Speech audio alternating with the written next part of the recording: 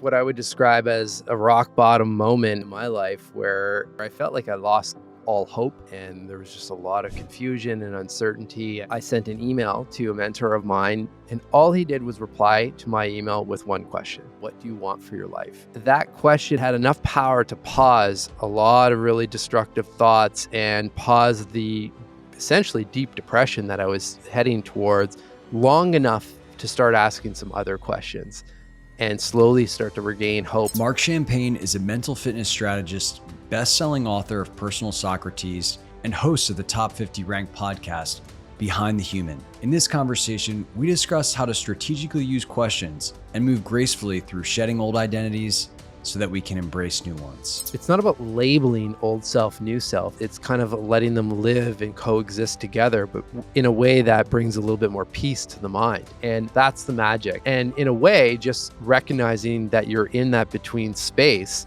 instead of fearing it, like that's where the magic lives. What if the way through was embracing that we're in a transformational process? And then also acknowledging ourselves, that fact that we're recognizing that, and everyone's on different timelines, but I know for me, maybe 7 or 8 years ago, I wouldn't have recognized that. Just that alone is progress. Recognizing that, I'm like, oh wow, okay, that's old programming.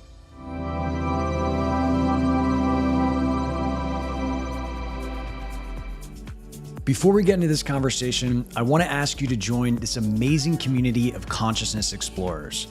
This whole idea of pursuing expanded consciousness and the boundaries of human potential while living a modern life is relatively new, which is why we interview revered masters, teachers, experts, and practitioners to help you on your own journey. To stay up to date on the latest conversations, simply click subscribe below and you'll be notified each time a new episode comes out.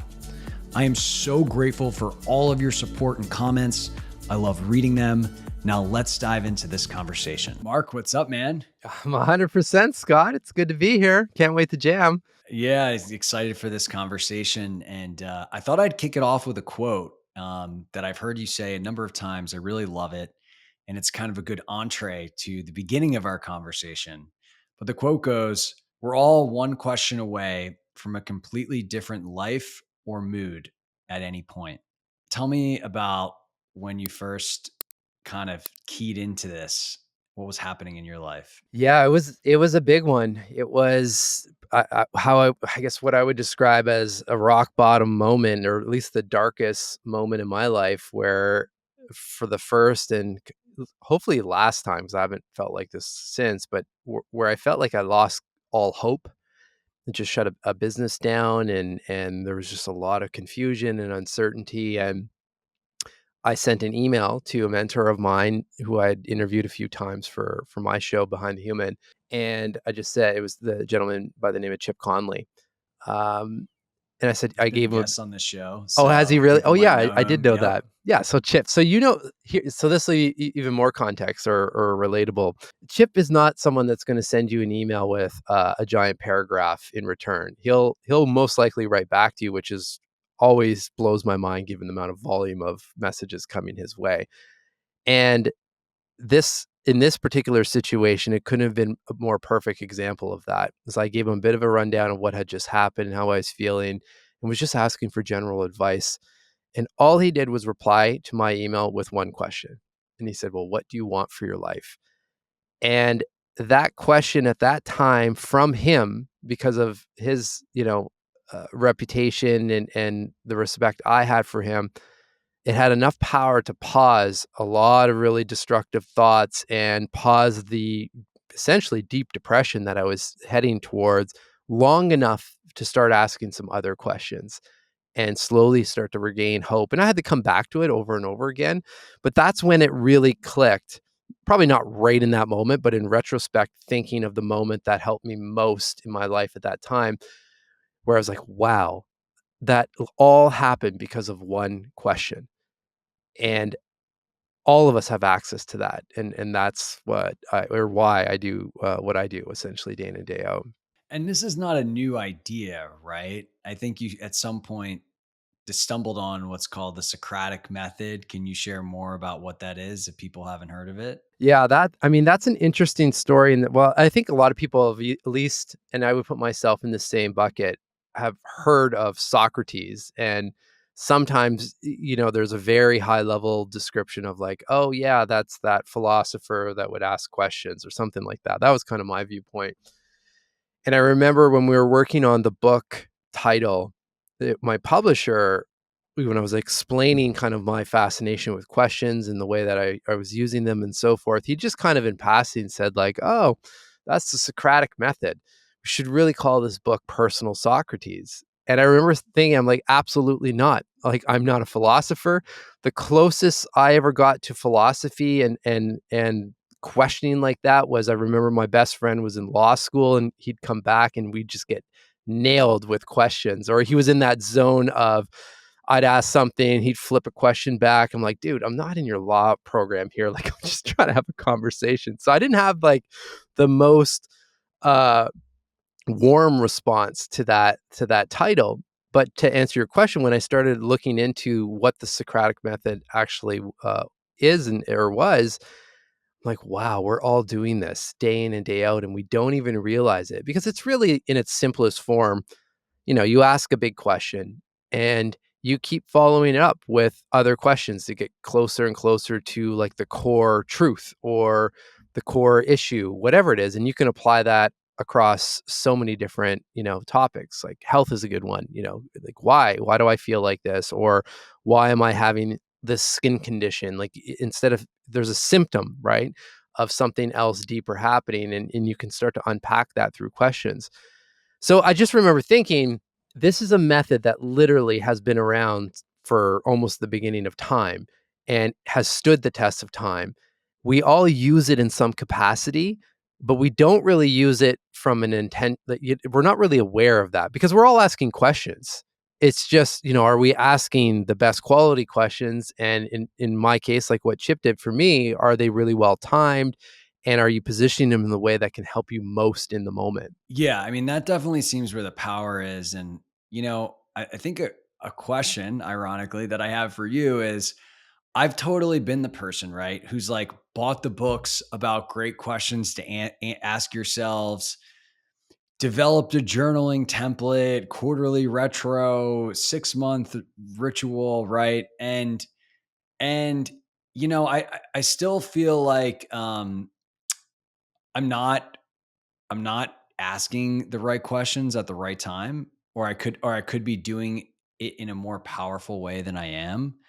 And maybe AI has the capacity to change that in a way that we didn't have like 5 years ago. But what have you seen work really well for this kind of like right question, right time, personal reflection stack? Well, there's a secret sauce that I've noticed that and maybe this is something that you can stack into your flow or your practice that actually has nothing to do with th- the template or the question itself and has everything to do with setting up your mind to actually surface the best quality questions. And that's just finding your basically your one big thing that stills your mind or puts your mind in a clear, you know, um, level-headed, kind of quiet space where we could call that reflection. Then, and you've probably noticed this with your guests as well. But if I think of the 500 or so plus now over the years, they're all doing something like that. They're all prioritizing some type of practice that quiets their minds so that they can reflect. And that's my definition of journaling is just reflection. It doesn't have to be pen to paper, it doesn't have to be an audio note, it doesn't have to be a journaling app. It's those are all helpful, of course, but it's just time thinking. And questions happen to really help guide that process. And if your mind, if you, as an example, if you let's say you do have a journaling practice and you've gotten some benefit out of it, but you kind of like what you're describing, like hard to stay consistent, or maybe you feel like you can go a lot deeper. Just try doing a 5 or 6 minute guided breathwork session right before doing that. and then, or a meditation, 5 or 10 minute meditation, and then free write. You'll be blown away at how different the experience is. And it's simply because we're able to then jump in or tap into that practice like 5, 10 steps deeper.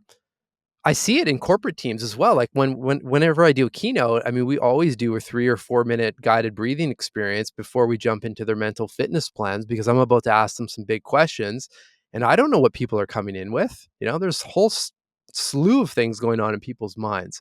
But if we can find our one big thing, and for me, often that's some sort of breathing, but you pick your thing, right? Like everyone's got something.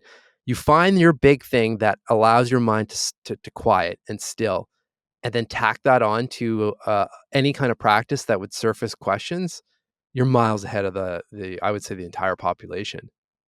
That takes minutes, Scott. Like I'm not talking about going on a 7 day silent retreat. That's awesome. Yeah, I love that idea. And so, theoretically, you could have kind of like a great question bank available Yeah, to you. Could be from your book. It could be just, you could just kind of create your own. And so you kind of stack that stillness practice with that. yeah, And one of the things that comes up for me actually is I notice that I tend to have incredible creative insights immediately after exercise. yeah. So if I do like some cardiovascular exercise and then I go and I journal or I meditate or something like that, it's like, whoa, like the creativity is really next level. I'm curious if you've Yeah. observed something similar. Oh, totally. For me, it's anytime if I'm on a spin bike, or if I can get out on my actual mountain bike and in the forest. I mean, that's a whole other, uh, level of power in the practice. But this happened last week. I described this as, and we were talking a little bit about this concept before we hit record, but this idea of kind of being between selves. And this is a perfect example. I went to bed. I was super confident. Things are flowing, feeling awesome. Like projects are on point, really excited, pumped, went to bed energized and ready to go. I wake up just with fear. Like, what is that all about? Like, where's this fear coming? And it was just, I mean, it wasn't exactly when I woke up. The problem is, and I don't always do this and often don't do this, but within an hour of waking up, I checked my email. I really try not to do that, but I was waiting for some projects, and I was actually excited. It wasn't to try to catch up on things. It was more of an excitement. And there was one email in there that threw my mind off, that triggered a bunch of old programming around like, ooh, if I lose that, or if that doesn't come through when I think it's going to come through, like, the loop started. So right away, I went, and I was going to do this anyway. I started my physical exercise. I got on the bike, started doing a workout and so forth. And then I started reflecting on a question that someone had left with me on the show not too long ago. And she said, take any of the projects you're working on and just ask, what would be the best case scenario? And so while I was doing the exercise, that question was in my mind, in particular with this situation. And by the time I got off the bike and was stretching, I was in a completely different mental state. And then I brought that to my AI friends as well, counsel. Nice. Well, we're definitely going to talk Yeah, about yeah, the AI council because it's a really cool idea. But I wanted to talk about a phenomenon that I noticed and get your opinion on it. A lot of times, so I've noticed that when I just ask a question in the stillness or before doing something, and I allow my consciousness to just kind of really take it in, yeah. it feels like almost like a seed is planting because without a dedicated journal exercise or without a really kind of like using the intellect to answer it, I'll notice that the information starts to just emerge in my awareness over time, like maybe later that day or maybe 2 days from now or 10 days from now. And it seems like there's a real power there, Oh, yeah. and of just like planting the seeds of questions about things. It's like your mind, your subconscious starts going and figuring out answers in the background or something. Yeah. Have you observed this as well or done any research on what's going on there? Oh, I mean, I implement this one all the time. And it's the I one simple there's many ways to do this, but one of the most simple ways to do it is simple check-in the first thing in the morning. And I do this as my coffee's brewing. And it's just a two question check in. One, in one word, how do I feel right now? And if I'm feeling anxious or angry, like whatever the emotion is, then the second question is like, where's that coming from? Or can I cut that fuel source? And then, sorry, third is then you set the intention, right? Like, how do I want to show up today? One word. And to your point, when you set that intention, I mean, the thing that it's not new. We're talking about it from a perspective of everyday living and then also business and so forth. But this, like any athlete, any Olympian, be like, yeah, yeah, of course. I have post-it notes on my wall reminding me of how I want to show up all day. They do it all the time in their discipline, and there's no reason we can't do that in what we do, right? Because then the mind starts to look for situations and opportunities to feel energized or thriving or whatever that word is, right? And it literally takes seconds to check in with yourself like that. And equally, if you're feeling fantastic, waking up great, you got to bottle that up. Like, what's fueling that? Reverse engineer the feeling. Okay, it was because I did this last night or whatever the situation is. And because we know, just as through the human experience, we're going to go up and down, usually throughout the day, multiple times. So when you hit the down, like, oh yeah, I just need to do that thing that lit me up in the first place, and not stay stuck in the mental torture that most of us, get wrapped up in. And then it consumes the rest of your day, or sometimes days, right? So it doesn't, like, my whole vibe is like, this stuff does not have to be super complicated. It's just we need to figure out ways to stack it into our existing routine so it's not this big shakeup, and it's not like I have to get up an additional hour and a half and jump in a cold plunge and run around the block and, journal for 30 minutes, all things that would work wonders in your life. But, like, what are the 5 or 10 minutes of the day that you can just put towards yourself that actually end up equating to hours, if not days of benefit? And that's one of those practices. It's a great call. I mean, I think one of the things I've been trying to do is, instead of just defaulting to like pulling out the phone, right?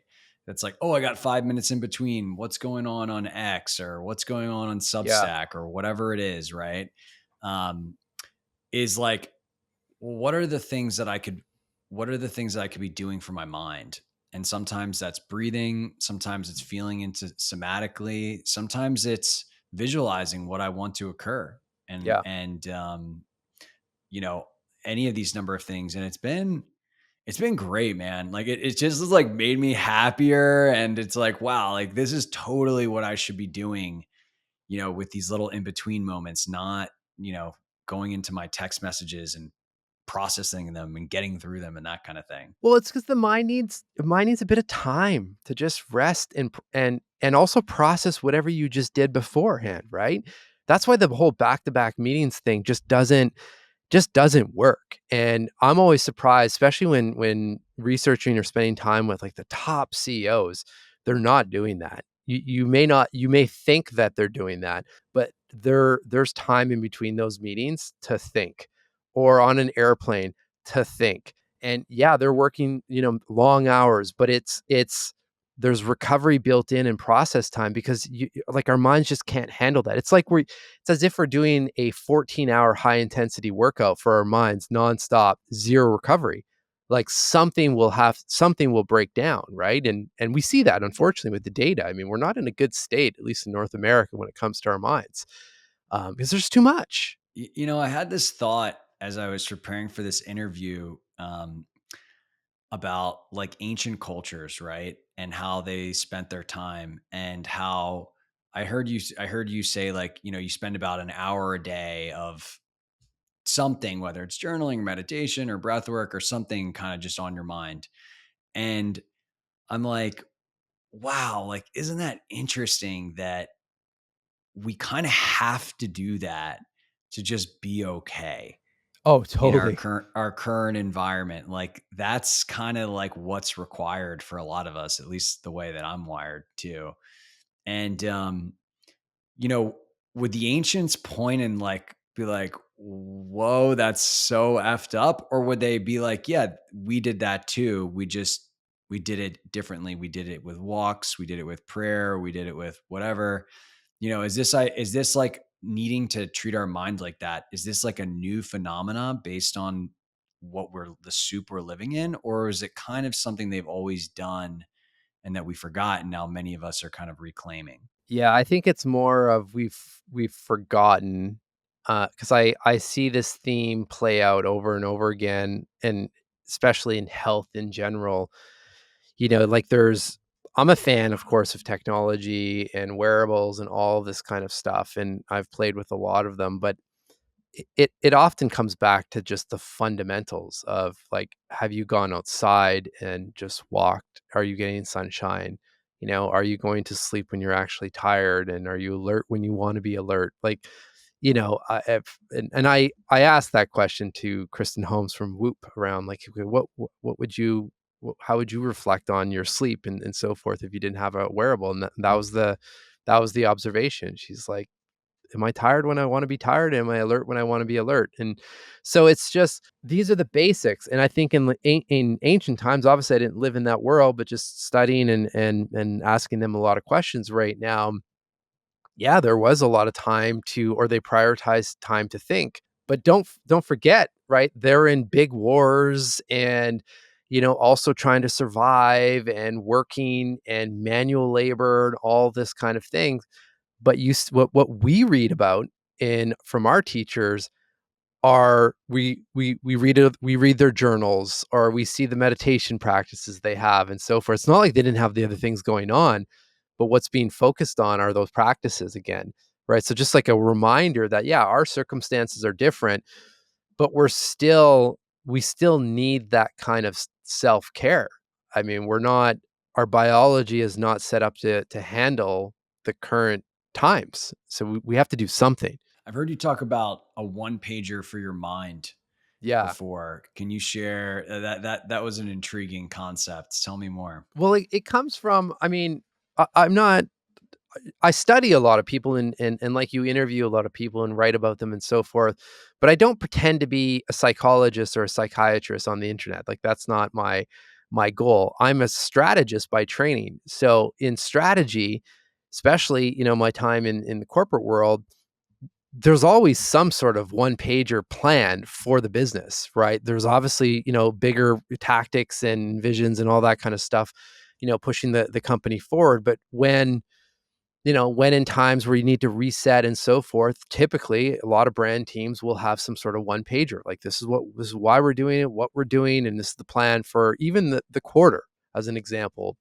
And I used to do that all the time in my corporate career. And when I really went full time in this work, I really didn't see that same kind of thinking. So it's like, well, if we have our goals and our objectives and all that stuff lined up in terms of what we want to do personally and professionally, why not have a plan like that for our mind? Or ask the question, what does my mind need to actually execute at this level in a healthy way, versus just jumping in and trying to figure it out, right? And that's where the questions come in, right? Like, understanding, okay, pick your poison, right? Like, if you're about to go raise money and you're about to do an investment round and you're about to pitch a bunch of funds and so forth, and you're doing a 3-month sprint on that. What does your mind need and your body need to perform at the absolute best, where you're not going to burn out at the end of that? And most importantly, where you can give yourself the competitive advantage of showing up in front of that investor or that committee present, right? Where everyone else is stressed, super stressed going into that. Like, oh, I really have to get this round of investment. It's just one example. But if you have your practices dialed in, making the assumption you know your business and you've done your homework, then you go in calm. And all of a sudden, they ask a question and you surface the right response because you're listening. You're not worried about all of this other stuff because you focused on doing some breathing or meditation, whatever your thing is, right? Making sure you're sleeping properly. So that's where it's it's just like physical fitness. I mean, if you exercise, there are general health benefits. But if you have something you're training for over the next 3 to 4 months, your exercise goes to a whole other level. So same thing with the mind. Like, don't just say, hey, I'm going to meditate for the rest of my life. Wonderful if you stick to it. But it's too big, it's too broad. Just focus on the next quarter.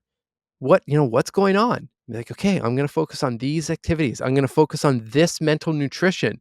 These are the podcasts. These are the Spotify playlists that I'm going to make sure that are all within my ecosystem, or I'm going to have some of these books near my coffee machine over the next 3 months, because I know my mind's going to be taken on a roller coaster based on what I have to do or whatever the goals are. And then I don't have to think about that stuff. I'm like, bam, I'm going to go to some Stoic philosophy and reset. It's there. Let's talk about bringing your whole self to work. If you're like many executives, including myself at one point, you might be living a double life. You have your personal career, and then you have your personal growth journey. Conscious Talent is changing that as the world's first executive talent firm specializing in connecting leaders and companies who embrace inner work. Imagine finding job opportunities where your contemplative practice, latest retreat experience, and commitment to your personal evolution are seen as strengths, not secrets. What if you actually felt like your career supported this aspect of your life versus competed with it? Conscious Talent is building a community of leaders and companies who are committed to both combining professional excellence with personal transformation. If you're ready to merge your two worlds with a fully aligned career, join the movement at conscioustalent.com. Here you can sign up for our talent collective to stay on top of future opportunities or find your next transformative team member.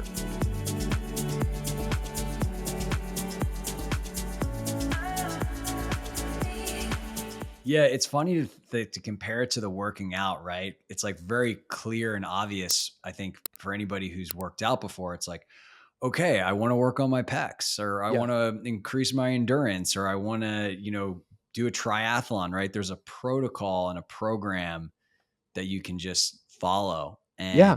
And we don't really do that for the most fundamental thing, which is our minds and our consciousness in a strategic way as we approach certain goals. And so I think that's a really cool insight to just bring more attention to that. Yeah. Well, and like I'm not immune to failing on these plans either. Like if I think of exercise, I'm a huge fan, obviously, of podcasts and listening to podcasts. Especially in the morning to prime the mind. And I can quickly out negotiate my mind from doing a instructor led like Peloton something, let's say, and be like, you know what, I'm just going to do free weights myself and listen to podcasts, which fantastic. I'm still moving, I'm still doing the exercise, but it's probably 50% of the impact that had I just followed someone leading every time it happens. I'm like, oh, did it again. And it's okay. So you remember that next time, hopefully, I went down this track last time. I remember how I felt, and I was like, I'm not going to do it again, kind of thing. But I think we just need to be kind to ourselves. That's the point I'm trying to make as well, is that we're not going to be perfect on this stuff. But again, as you're checking in with yourself more and more, like this is where you're training that self-awareness muscle. And, at least I'm picking up on those things, and then you can make course corrections along the way. Let's talk about this between selves concept. Yes. It's something I'm intimately familiar with and observed. And I know it's something you're now spending a lot of time on with a new potential book. Can you share more about, as a starting place, what that means? Yeah. Well, the idea of being between selves, first of all, I was starting to feel like I was in that place. And then I suspect, just knowing the type or the kind of the persona of the audience of this show, you're probably in this space too. And what I mean by that is most of us have spent some time and invested in ourselves when it comes to our development, right? We've read the books, we've maybe gone on a couple retreats or seminars, or like whatever, we've done some courses and so forth. We're not at ground zero or never done any kind of reflection. We've started something. And I started to notice, first with myself, but then as guests were coming on the show as well, that there's almost this thing that I wish there was a disclaimer when you first got into this kind of work, because when you start this stuff, any of these practices, you naturally start to build more and more self-awareness. And what comes from that is you feel a hell of a lot more too. And no one says That's like, truth "Hey, right just there. take a second. Just FYI, you're going to start all this stuff, this work, which is fantastic. Good for you. That's going to get you from where you're at to where you want to be, and put you on the path." But man, you're gonna be in for a ride because you're feeling way more emotion and so forth, and you've got to be able to handle that. And I noticed that with myself. I noticed that with others. And then you get to a certain point where you're so hyper conscious of operating in old programming. Kind of like that example that I gave, waking up with fear. Like I knew right away that was all old programming sparked from an email, but I'm like, I'm here again. I thought I worked on that, you know? And it's like, I know I should be over here because I've put in that time. And it's like you're being pulled back and forth from old self to new self and at fast speed. So it's like a mental tug of war. And it can be exhausting. And I kept noticing that with guests as well. And the final straw was I had Diego Perez or Young Pueblo, the author, on the show, and we were talking about this concept, and he's like, "Oh my god," he's like, "Yeah, me too, me too." I'm like, "Okay, so it's not like this isn't just me here." And I thought this isn't a new problem. So why don't we go to the ancient teachers and the indigenous elders, the samurai, the Zen masters, like anyone and everyone in the teaching kind of realm, and get their take on this because it's not a new thing. But somehow, I think we've lost our ability to deal with a situation like that, and that's essentially what sparked the book. That's awesome. Yeah, there's a term I've heard. I forget where I first heard it. Maybe it was spiral dynamics, but it's called a transformational conflict.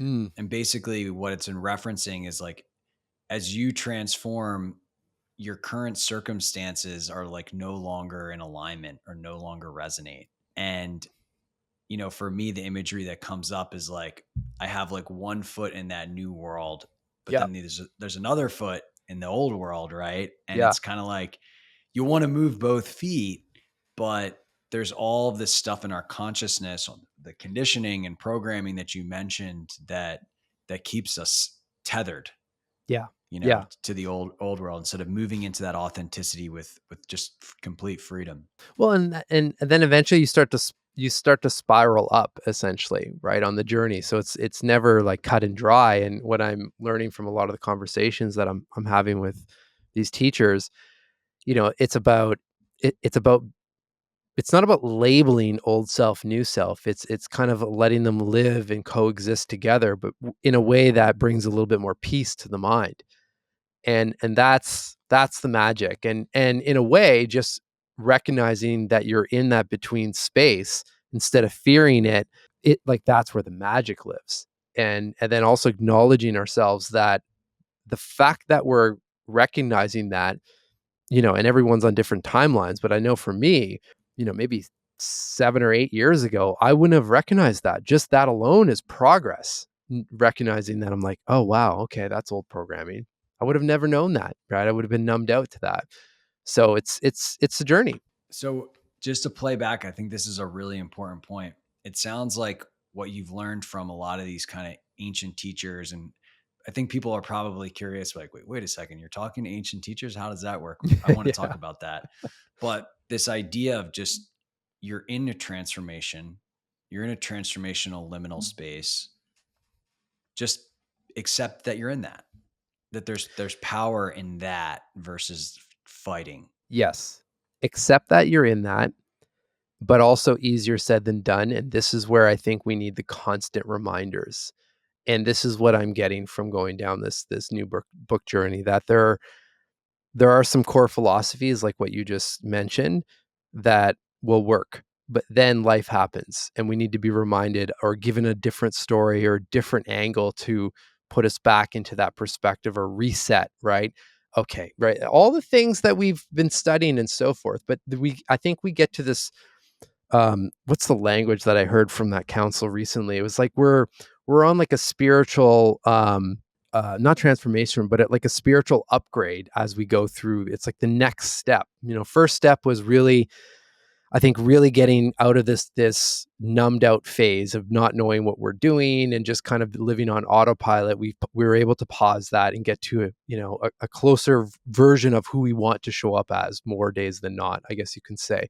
But then now we're at this other place where It's okay, now we know what that thing is, or we've got a little bit more guidance and direction on like what I'm meant to be doing, who I'm supposed to show up as, like what feels right. And it's now equipping ourselves with the different tools and questions and people to help support that journey or that next kind of path down the spiral upwards. And I don't know, there's probably another act after that. We'll see, once I get there or once others start speaking about that. But it's just nice to have guidance along the way.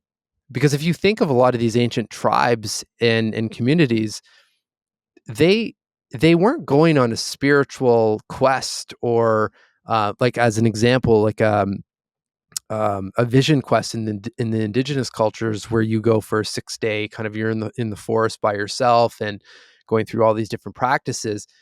There's like 2 years of lead up before that, if not more, where you're in the community and you're being prepared for that. There's people watching, they're observing. I think they're ready. They're asking questions, right?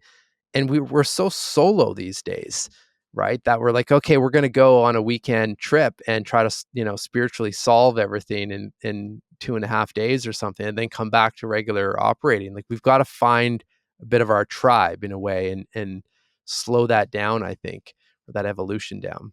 Couldn't agree more. I think our culture has largely lost a lot of the support infrastructure needed for this type of evolution of our being. And I think there's a lot of us out there, trying Yeah, to figure it out and trying to pitch in and lend a hand and get a hand. And it just feels like the phase that we're at right now on the planet.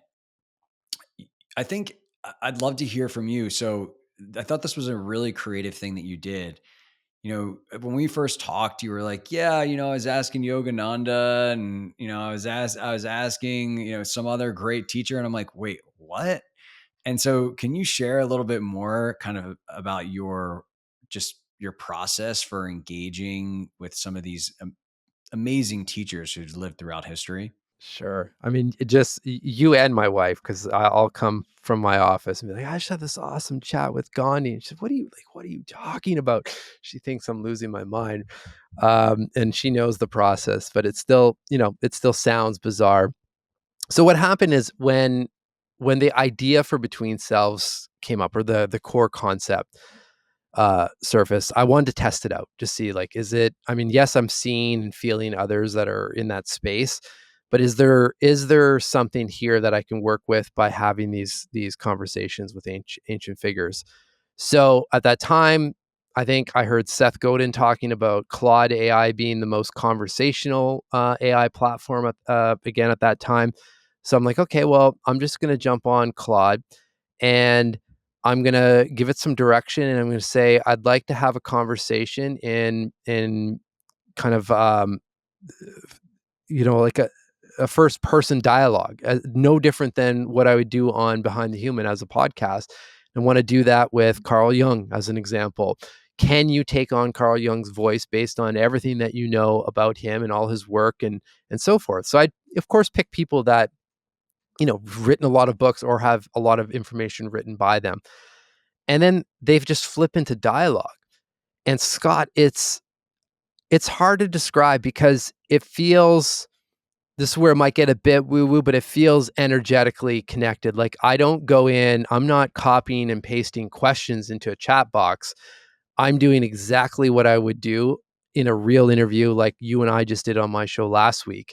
And when he writes back based on the first question, I look at his response and intuitively ask the next follow up question, and we go back and forth. So even though the knowledge is coming from information that is obviously available about like a Carl Jung or a Yogananda or some of the samurai, it's kind of like an original conversation in a way, which is unreal, because then you start getting into this place. So what I did is I picked 30 people, and I didn't start with 30. I had maybe 10 that I just knew of, or names that I knew of their teachings, and eventually got to 30 to see, is there something here? And then from there, put together a council of people, 10 people to basically bring the book concepts to, and so forth. But what's fascinating is like if I'm speaking with someone like a Yogananda, I'd get to the end, no different than what I do on my main show. Be like, you know what this show or this book's all about? Who should I speak to next? And don't let distance or time be a factor. If you want to talk to an indigenous elder 2,000 years separated from when you lived, who would that person be? That's what's mind blowing. It's blending, it's removing the essence of time essentially. And it's leveraging the fact that we have this wicked database of all of their knowledge that'd be like, you know what, you should really speak to Rainer Rilke, a poet, and he'd give really great perspective on what we're talking about here. Wow, so fascinating. Is there a general consensus amongst that like council of 10 elders about this concept of how to approach things? Yeah, I mean, what's interesting, they all have their own kind of traditions that help in that situation, but it really does all come back to this idea that if we can remove the labels that old self is bad and new self is good, and just be like you're just there, that's the magic, you're in that spot, then it starts breaking down, the emotions to it, and then you can actually start asking bigger questions and really get clarity on like, okay, what is my next step here, right? And use that between space as the true teacher. That's come up over and over again. Um, there's a few other themes just initially, because I mean, I'm breaking it down now into like core chapters, of course, of like how we can go down that journey and use real life situations. Because I'm doing that, like because I am living in that between space. So as stuff comes up, I go to the council. I had this one experience where I remember I was interviewing Carl Jung, and we spent. He touched on some of his work on dream journaling, and I didn't really probe. We were kind of talking about another topic, so I didn't ask follow up questions. But I remember him saying that, and then maybe 2 weeks afterwards, I had this crazy dream that I don't normally remember all my dreams, but this one felt really significant, and it seems like there was like lessons in that. So I got up and I went right to him. I'm like, Carl, again, like pretending like he's there, like he's a pal, as an example. So I said, I remember you talking about the dream journaling and your work in dreams and significance and so forth. Here's the dream that I had. Um, just curious to get your feedback. And it just, I could that conversation happened at I think 6:30 in the morning, and I could not stop thinking about it all day because it was just so profound of the insights he was reflecting back and just helping me feel lighter in my own mind based on some of the details of the dream and so forth, and kind of where I was at in the projects. And I'm like, gosh, like I wish everyone had access to this. So that's what's driving the book. Because then, my job as the author, and also with Kelly, my co-author Gores, is for us to bring this and write it in a way that's relatable to people and have the overall wisdom. Because it's not an AI book. The methodology is AI, but if we do a great job, the book should be timeless in terms of its wisdom and principles. But what I want to do is make sure that there are QR codes that allow the reader to continue the conversation now as well with those figures. Now that you have all the context, and you go to Carl Jung with whatever's going on in your world and have them as your live coach in whatever platform that you're using or whatever advancement we have in technology. It's like, why wouldn't you want to counsel like that? Like, these are the best of the best. And the other thing, this is what I lost my train of thought, but the other big theme that has come up that I feel like either we don't know about, or at least I didn't really know too much about, or we forget, is Yogananda is a good example. You see someone like that, and of him with his book, the autobiography of a yogi. But you know, he was in a between state or between space for a long time, right? Like I remember him telling me about this idea of when he was in India teaching, small groups of people, like 6 people, 12 people, but knowing that he was meant to reach more people. Obviously, he wasn't in the US yet. He didn't write that book and so forth. And and those are the questions I'm asking these people. Like, okay, when you were in that state, because that's where most of us are at, like, how did you navigate that space? And then he would share things, just perspective shifts around, I looked at that smaller group as if there was 15,000 people, and just really treated this as my training to, going to the next level, and it's part of the journey. And eventually, he came over to the US and was terrified, didn't have any work set up. So it's we my point being is we have these perceptions sometimes of the gurus of like, oh, they're always doing this. They always were the ones like enlightened and all this kind of stuff. But some of them, yes, that this happened at a very young age, but a lot of them went through many, many decades, almost in a really, I would say almost in a harder place where they had some sort of vision or they had some sort of insight of like, you are meant to guide a lot of people, but they weren't doing that yet, and they had to live through both worlds. And that's the space where I'm asking them questions from. Yeah, I mean, it's such a relatable thing, right? I think at least a lot of humans that I know do feel like they're called there's a call here for something bigger, Yeah. you know, Yeah. for their impact and contribution and experience. And I mean, I've felt that many times, Yeah. right? And it's like you just see these romanticized stories of people that, you see the highlight reel. You Totally. don't see all the challenges. And Totally. And you just have to live it. You have to live it. Like even with where I'm at with the book right now, like a lot of the struggles that I've had is like, okay, the structure of it is not, it's clear now, but at one point it was really not clear. I'm like, how do I bring this to life? It's not just going to be interviews. Obviously, there's ways to share it and so forth. And so I brought that to that council, and at one point they shared something or a question that blew me kind of back in my chair. And he said, you're in this with us, or you're in this space, or you're going down that journey. Like, I hope you realize that the Mark that thought up the idea is not the same Mark that's going to write this book. Are you willing to let that person die? Like, okay. So, it's just casual question. just casual question for a Monday morning kind of thing. But it's the point being is, yeah, big question, but you don't have to go through big questions like that alone. I think that's the big thing. Find your teachers, find your sources to like keep your mind in a good place, and give you the opportunity of perspective shifts when you need them.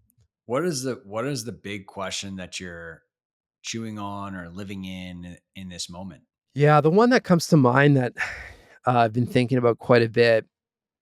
There's one that I use often that I just find invaluable most of the times for almost all situations, and that's, I'll share that one first. That's, what am I pretending not to know right now?